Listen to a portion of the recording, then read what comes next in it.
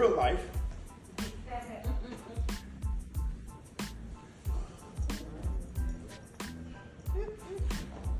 Pierre Johnson looks more like this. Right?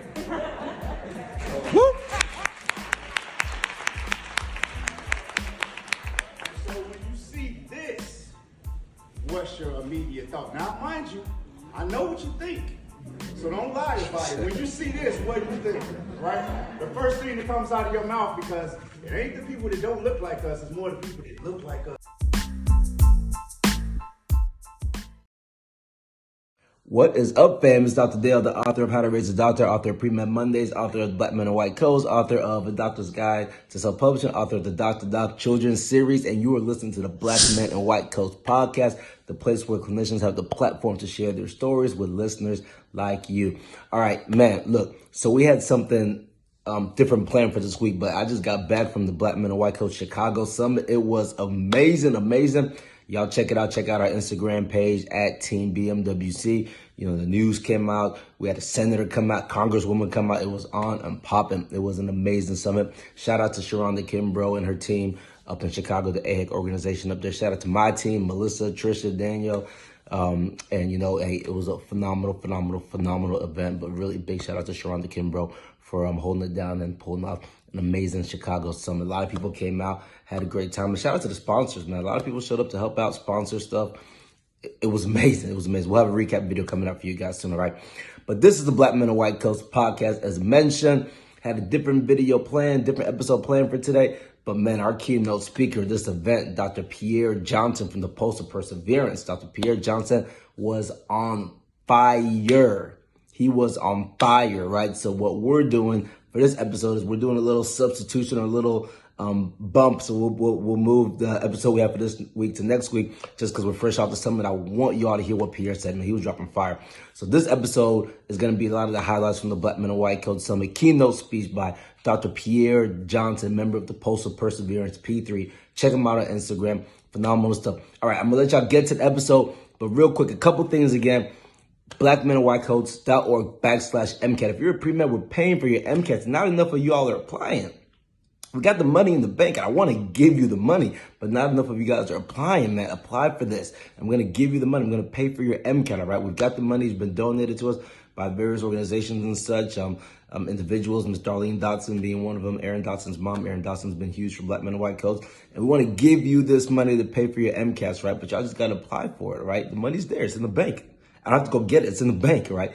I'm going to give it to you, but you got to apply for it, right? So that's one thing. The second thing is, hey, subscribe to our YouTube channel, right? We're in the process of really getting going with our YouTube channel, growing it. And we want you all to be kind of our troops, our main ones backing us. So hit that subscribe button, help us grow this YouTube channel. All right. And follow us on Instagram and all that jazz too. All right. So check out Dr. Pierre Johnson. Amazing episode. You're going to love it, man. Phenomenal stuff. All right. Love you guys. I can put that white coat on, I can put a three-piece suit on, I can put all those things on. I'm still going to be perceived a certain way by certain people. But when I'm amongst my people, especially my young people, how do they perceive it? Right? What are their thoughts about it? Right? Ralph Emerson said a quote. He said that we only see what we're ready to see, or what we're prepared to see. Right? So if you don't see Black excellence when you look at me, or when you look at somebody who looks like me, then you're not ready to receive that. You're not ready to see that. Example, I get a lot of parents that come up to me, like, I want you to talk to my kid. Like, my kid wants to be a doctor. Like, my kid wants to do all of these things. Can you please talk to my kid about these things? And I look at their kid and they're like, right?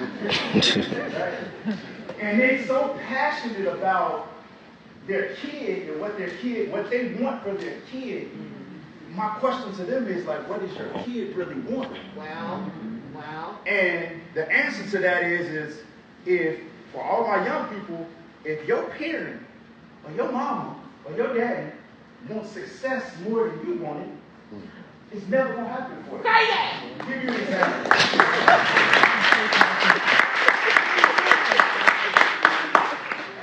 So I wrote that bio a long time ago, and it said that I am the product of a single mother.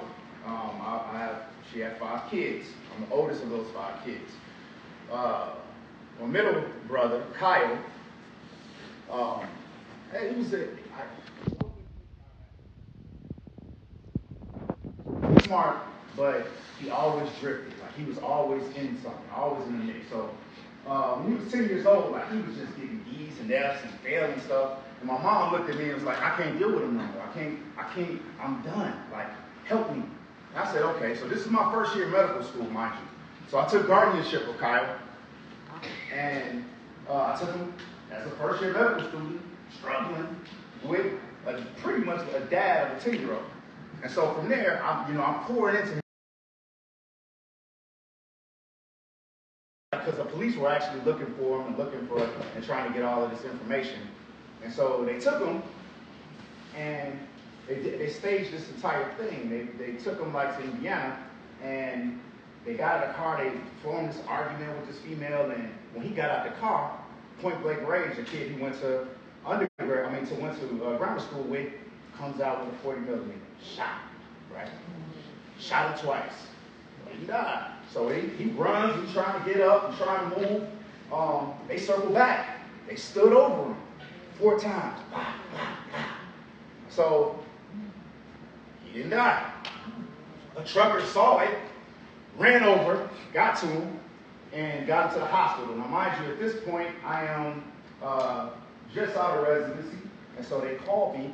I'm flying, I'm crying, I'm trying to figure it out. Like, I got to get to Chicago to get to my brother. So I get to him, and from that point, it was like, all right, look, Kyle, you've been through all of these things. I'm going to, like you was a kid, I'm going to take you, and I'm going to make this better. We gotta look at your life a different way. I believe in you, man. I believe you are great. I know that you can do better things than what you're doing. So for the next year, like I had to pull favors with doctors. They don't really want to deal with gunshot victims and stuff, but I had doctors like work on them and do all of these things like to get them back, and I was trying to get them back on track. And at the end of that time, we pretty much, and I said, the only stipulation I had, Kyle, was you can't go back to Chicago, bro. Like, it's over with. Like, we're not doing this. Like, we're going to be on a straight and narrow. This is not for you. Once he got back on his feet, he was like, you know what? You trying to be my dad. You trying to control my life, right? And so he went back to Chicago. He stayed there for a while, but then he went to Houston. And we had it out. Like, it was just like, you're not living the life that, I'm putting into you. Like, you're not seeing your potential. He was doing okay, but he's like a moth to the flame. He was really attracted to the streets. So he would, kind of hang around people, but not really be in the streets. And one day he goes to this little celebration around my house on the south side, and he was just coming in from Houston. Somebody comes out of the bushes, ambushes, shot in the heart. Lost my brother. And I share that story, and this is his emblem. I wear this all the time when I actually am just thinking about it. But I say all that to say is, as much as your parents or other people can pour into you and believe that you can do something, if you don't believe it, if you don't see better for your life, it's not going to happen. And as much as I wanted to see my brother succeed, it just was not going to happen unless he saw my vision and exceeded my vision, right? A couple of different things that I want to leave to you. That's sad and somber. I kind of did that to kind of wake y'all up and just understand that you have to do what's better for you. But I always leave something, just like Dr. Dale last year. He left us with some tools as far as like, what are you going to get from this talk? And so I think about this, and I only have 30 minutes, but what I want you guys to take are 4 different things. How to be successful. What is the blueprint to success to get into a white coat? And if you're not even going to be a doctor or whatever you want to do, how do you be successful? Number 1 is set a goal. I would not be here if it wasn't for one specific incident in my life. I was 6 years old. I went to my aunt. She said, what do you want to do when you grow up? I said, I want to play basketball. Right? I'm from Chicago. You see Michael Jordan. You see all of these things. That's what I want to do. Well, if that don't happen, what do you want to do? well, if I don't play basketball, I want to play professional baseball. She told me, do not come back and don't let me come back to you and ask you this question again, and you don't give me a plan B, something that you can control with your mind. And I thought about it, and I'm like, okay, all right, well, at 2 weeks, she kept pressing me. I said, I'll be a doctor. Why did I say that? Because there was nobody positive around me that I could take and say, all right, that's what I want to do. You want to know what it was? Cosby Show. Mm-hmm.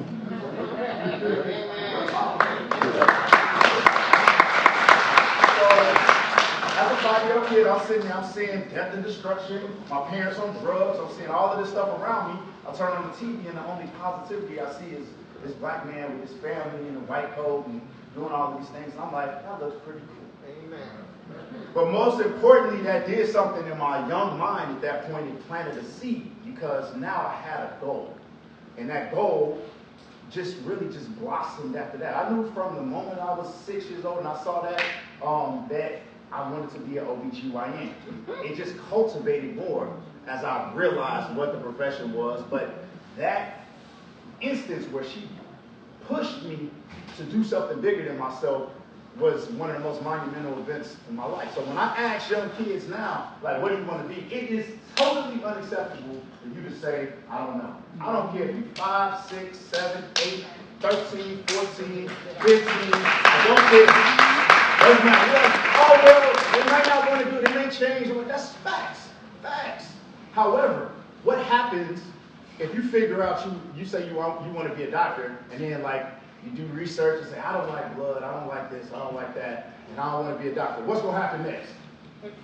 You're going to pick something else. Absolutely. You're going to pick another goal, but the point is you have a finish line to get there. If you have no finish line, you're running a meaningless race, right? So you have to set a goal, something that you want to do, and go for it. You spend an hour, 2 hours a day on social media, playing video games, Fortnite, all of these things that are consuming your time.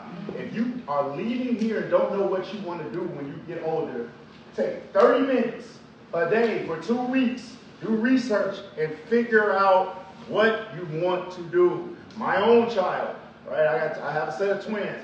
My boy is just, he don't know. I kept bothering him. He finally came up, all right, what do you want to do, son? I'm going to be a firefighter. Okay, we're going to go with that. Fine, all right. But he has a goal, so I'm pushing him to have a goal. Number 2, standardized tests. Right? The reason you do not see more of us here are those 2 words. Standardized tests. It has absolutely nothing to do with knowledge. I'm going to tell you again. It has absolutely nothing to do with knowledge. We read from the same books. We study the same stuff. If you spend enough time, you will get rote memorization of all of these things. There's not anyone in here that cannot attain this knowledge. So why don't you see more of us? Because the game is standardized test taking, right? You can sit there and you can study and you can study and you can study and you can study and you can study. But if you cannot sit down for 8 hours and regurgitate those facts with all of the tricks and be able to answer all of these questions, that one day will define you and it will block you, right? Trust me, I tell you, right? So when I tell every single parent, the number 2 thing, I don't care how young your kid is, whether they're 6, 7, or whether they're in high school. I have also, what can my young kid in high school, what can I do for my kid? Buy them an ACT prep book. Buy them an SAT prep book. Buy these things now. When you get to college, my college kids, if you want to be a doctor, you buy an MCAT prep book. You buy an LSAT prep book. You buy those things early and you start doing them. You're going to get every single question wrong. That's not the point. The point is they can only ask you oh so many questions. It's not millions of questions. There's a finite, meaning a number of questions that they can actually ask you on a test. If you have that fund of knowledge, you go and you take that test and you do and you pass and do everything you want. That's all it is. Pass that 1, pass that 2, pass that 3, you're a doctor. Period. Point blank. I give a story, right? So because when I say these things and I'm passionate about these things because I know these standardized tests have closed or tried to close many doors for me, right? So when I was in residency, I got compared to my classmates. So again, I'm from South Side Chicago, single mama, welfare, all of these things or what have you. I didn't even know what a periodic table was going into college. Facts. All right, so you find a kid from the South Side of Chicago that goes into undergrad that does not know what a periodic table is. If you had $1 million to bet against that kid, I would put that million. I would put that million on them too, right? But they didn't understand a certain thing, that the passion and desire that I had in me is different. I'm built different. Right. All right. So with that being said, like I heard all the time, like, look, I was compared to my classmates. Like one of my, when you're in residency, you're basically training for your specialty. It was two Caucasian girls. One of them, her dad was an anesthesiologist. The other one, her grandfather was a family practice doctor. Like all her people were doctors, whatever. I'm like, the first one to graduate from college. Y'all, this is who y'all could. That's how we're comparing this, right? But the thing was, like, well, they got this on the step, they got these on these scores, blah blah blah. Fine, let's fast forward. So I get out, right? I get out of residency and I get into this situation where, like, I'm on call in the hospital. They call me down. It's a gunshot victim that, she's 36 weeks pregnant term. She was in a situation with a guy, I don't know what happened, he shoots her in the neck, right? So when I walk into the OR, I mean pure chaos. It is like doctors everywhere. I mean, it's a vascular surgeon sewing up her neck. I'm seeing blood shooting out her neck. Going there, it's a fetal heart monitor on the baby, and you can see like, and I'm watching it, and I'm just like, for obstetrics or pregnancy, we want to see it do this. You don't want to see it do this, right? So I'm sitting up here watching it, and everybody's freaking out. They looking at me like, what you doing? What you doing? What you doing? I'm just like, I'm chill, I'm cool. I'm just watching the blood shoot. I'm just watching this happen. I'm just like, just waiting my time. And they're just looking at me like I'm crazy because I'm calm in this situation. And so as soon as they put the last stitch in and they stabilize her, I go in, grab a scalpel, get the baby out, 12 minutes, boom, done. Skin closed, they finish the surgery, she's fine, being perfectly fine. But I say that to say this, there's not a standardized test in this country that will test me to find out if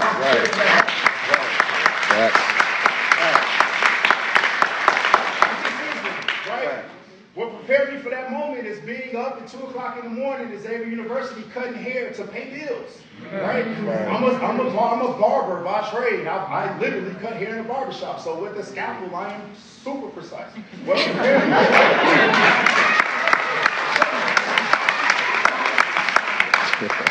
prepared me from that moment is my drug addicted dad and mom getting high, my dad getting crazy and beating on my mom and running down 83rd Street, right, for my drug addicted dad in this chaotic situation. I've seen chaos my entire life. So if you put me in a chaotic situation, I'm calm. Come on here, man. So you want a doctor that has got 260 on the board, these great board scores, but has never been in that situation? Or you want somebody that's so chill, so cool. But again, they don't care about that. Have no care. There's nothing to test to find out who you are as a person, to find out if you're going to perform as a physician. That's why it's so biased. That's number 2. Number 3, and I'm almost finished. Hey, keep going. Number 3 is your circle. Right? You have to surround yourself with like-minded people. I cannot emphasize this enough. Right? If you do not surround yourself with people that are going to challenge you, with people that are going to make it so that when you do something that is wrong, they're going to say no. Right? You hear yes man all the time. Like, yeah, you're doing good, dog. Go ahead. Yeah. You don't need those people. You need somebody that's not afraid, that's unbothered to tell you no, that you are not doing that right? And that circle gets really small. And that's what you want. Because when I was at Xavier University, right? Not knowing what a periodic table was. And the first semester getting D's and C's and like, oh my God, what's happening, right? I found 2 dudes that were just like me, right? They knew that they had a passion to be doctors no matter what, right? And they were struggling too.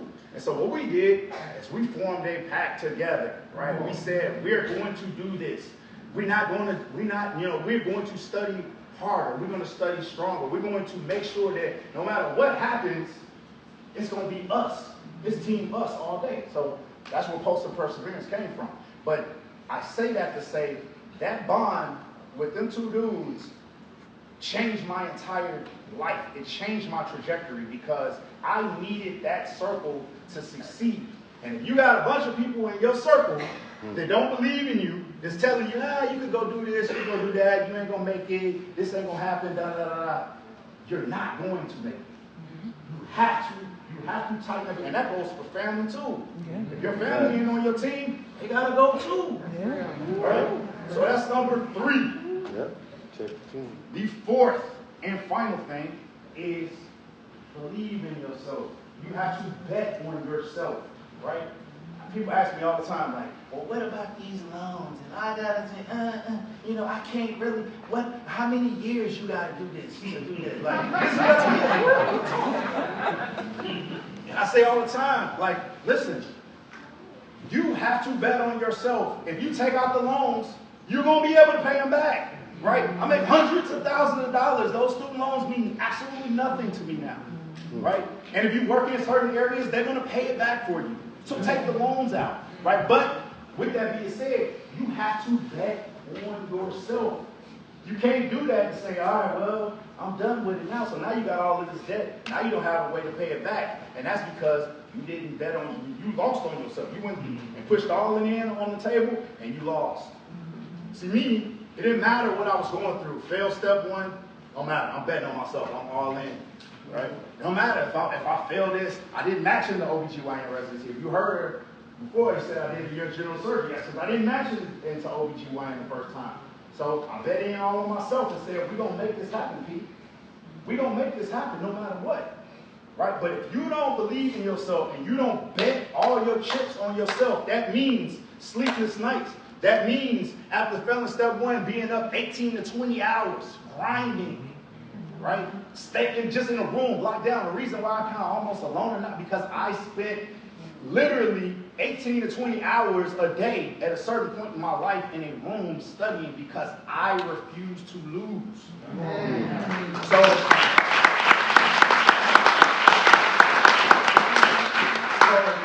with that being said, you have to have that same passion about yourself and putting 100% effort into whatever you're trying to do, because without that, you're right, the time you spend, it's not going to work out. Because for me, like, what I do is not work. This ain't work. They pay me hundreds of thousands of dollars to go and just do stuff I like to do. Come on.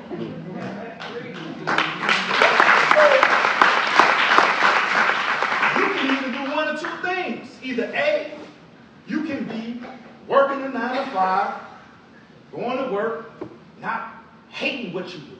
Having somebody tell you what to do and be like, man, why am I here? I'm just getting a check, right? That is your existence. For me, that existence doesn't exist because I have to be able to control my narrative. I don't want nobody telling me what to do. I want to be able to come up here and talk to y'all on a Saturday and not do X, Y, Z for money because I want to do it. You have to realize that the hours that you spend in there studying, that the sacrifice that you put in, the loans that you took out, all of the heartache, people telling you that you can't do it, people doubting you, people telling you that you're not good enough, people telling you that you're not smart enough, all of those things that you go through, all of those trials and tribulations are so you can get to this point and be a boss, and be your own boss. You want to wake up every single day loving what you do. That is the meaning of life. Wow. Not working a job that you hate. Wow. Waking up and having a purpose-filled life is the meaning of life. Being able to create a legacy. Right now, I don't feel successful. Believe it or not, all that stuff she talked about, I feel empty because I'm not touching enough of y'all. I'm not performing enough surgeries on women that actually need surgeries. So I'm trying to step outside of what I'm doing now to go to that next level. I'm always challenging myself. It don't never stop. Once I stop challenging myself, that means it's time to get my casket and go. Right? I have to continue to challenge myself. And if you're not challenging yourself, if you're not pushing yourself to be better and to be greater, you might as well just let it go. It's just that simple. So that's it. In summation, those 4 things, if you don't remember, is number 1 is what? Set a goal, right? Number 2 is standardized test. It's never too early. You got to start early, right? Because I didn't start early. If people ask that all the time, what would you tell your younger self? I would tell my 10-year-old self, I would tell my 14-year-old self, I would tell my 20-year-old self, start studying for tests. Not for tests in school, but for standardized tests. Huge difference. I spent 4 years at Xavier worrying about getting A's and B's and A's and B's and A's and B's. That's I keep hearing. I got A's. I got straight A's. I have to talk to my daughter all the time. I got straight. It means nothing. They don't care if you got a 4.0. They care if you can sit down for 8 hours and do well on these standardized tests. That's what it takes to be successful. Number 3 is what? Your circle. Surround yourself with like-minded people. You have to do that. Keep your circle tight in order to succeed. Number 4 is what? Bet on you. Bet on yourself. I'm out. Thank y'all. Woo!